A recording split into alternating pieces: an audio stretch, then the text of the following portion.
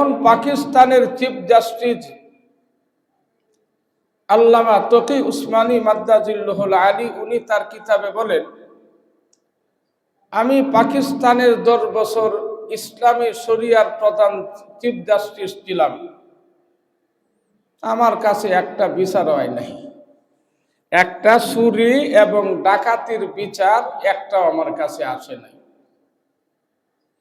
উনি বলেন, চুরি ডাকাতি পাকিস্তানে হয় ঠিক, কিন্তু সেটা থানা পর্যন্তই টাকা খেয়ে আসামি ছেড়ে দেয়। কারণ জানে শরিয়া ইসলামের আইনের কাছে যদি আসে তাহলে চিফ জাস্টিস তকি উসমানী তার 2টা হাতের কবজি কাটার হুকুম দিবে। এটা কোরআনের আইন। কে চাচাতো ভাই খালাতো ভাই এটা চিনার সময় তার নাই। এর নাম হলো ইসলাম, এর নাম হইল ইসলাম, যার মধ্যে কোনো উঁচু নিচা করা যাবে না, মানে আপনত্ব দেখানো যাবে না। ইসলামের বেলায় ইসলাম সকল মানুষের প্রতি সদয় আচরণ করতে বলেছেন। তো এই জন্যই বর্তমান সময়ে মানুষ বেপরোয়া হয়ে যাওয়ার পিছনে একটাই কারণ। দেখবেন 3 দিন আগে ফতোয়া দেয় একটা রাজনৈতিক নেতা, 2 দিন পরে যখন দেখে বেবাও, হ্যাঁ তাড়াতাড়ি পরিবর্তন করে সুর দেয় আরেকটা কথা। ঠিক না বেটি? কারণ হ্যাঁ দেখে আমার কথাটা ঠিক হয় নাই, হুজুররা ধরে লাগছে, তো তাড়াতাড়ি এটারে ট্রান্সফার করে করে আবার নতুন করে আরেকটা কথা আবিষ্কার করে। তার কারণ হলো তার মধ্যে তো কোরআনের আদর্শ নাই, নবীর আখলাক নাই, আল্লাহ রসুলের কোনো বিধান তার মধ্যে নাই। নির্বাচনের খাতিরে কিছুদিন আলেমের সুরত ধরে, কিছু মুসল্লির বেশ ধরে, কিন্তু সিনার মধ্যে তো টুপি নাই, সিনার মধ্যে তো আল্লাহর ভয় নাই। এটা একটা শুধু লেবাস স্বরূপ ধরে, সেটা সময় সাপেক্ষ। আর আল্লাহর রাসূল সাল্লাল্লাহু আলাইহি ওয়াসাল্লাম তার সৈনিকগুলিকে এমন ভাবে শিক্ষা দিয়েছেন, আল্লাহর নবী মুহাম্মদুর রাসূলুল্লাহ সাল্লাল্লাহু আলাইহি ওয়াসাল্লামের সময় রাসূলের কুরাইশ বংশের একজন মহিলা চুরি করছে।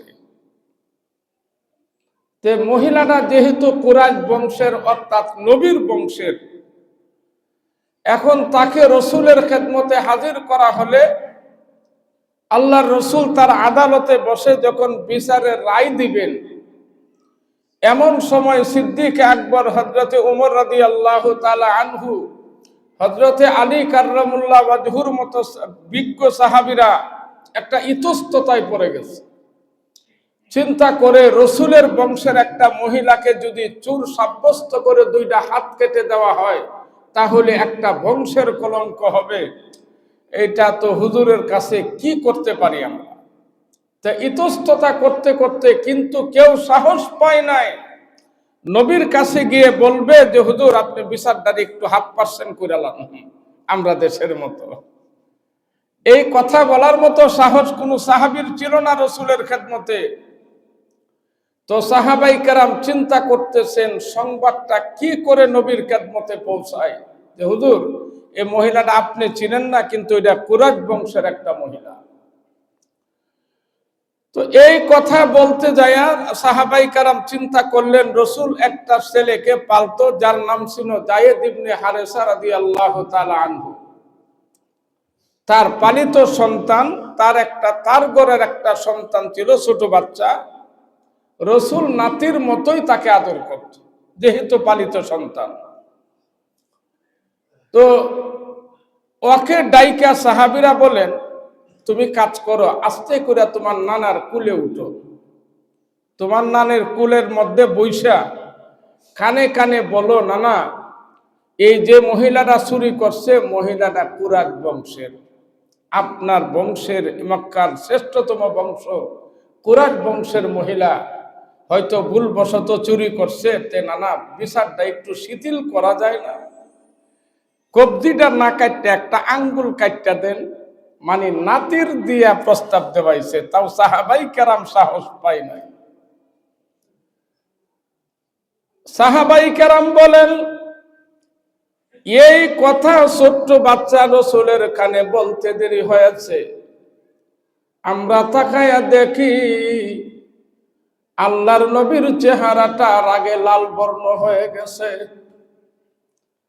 দেখে দেখে বলে সাহাবীরা রে, আমার বংশের তো দূরের কথা, আমার মেয়ে খাতুনে জান্নাত ফাতিমা রাদিয়াল্লাহু তাআলা আনহা যদি চোরের সাব্যস্ত হয়, আমি বাবা হইয়া আমার মেয়ে ফাতেমার হাতের দুইটা কবজি কেটে দিব। আমার মেয়ে, তারপরেও আমি বাবা বিচারক, আমি তার দুইটা হাতের কবজি কেটে দিব, আমার কোনো দ্বিধাবোধ হবে না। কারণ আল্লাহ তো ইনসাফ করেছেন, আল্লাহর আইন সেটা। সুতরাং এইটা আমি আমার বংশের চিন্তা করে এটা আমি শিথিল করা আমার পক্ষে সম্ভব না। আর আমরা দেশে যদি কোনো এমপি আর মন্ত্রী শাসাত্ত ভাই 14 গোষ্ঠীর পরে যদি কোনো ভাই লাগে, আর হে যদি আকাম 41টাও করে, আর কোন রকম যদি পরিচয়টা পায় আমার 14 গোষ্ঠীর করে খালাত্ত ভাই, এরপরও 14 গোষ্ঠী মা, কথা ঠিক না বেটি?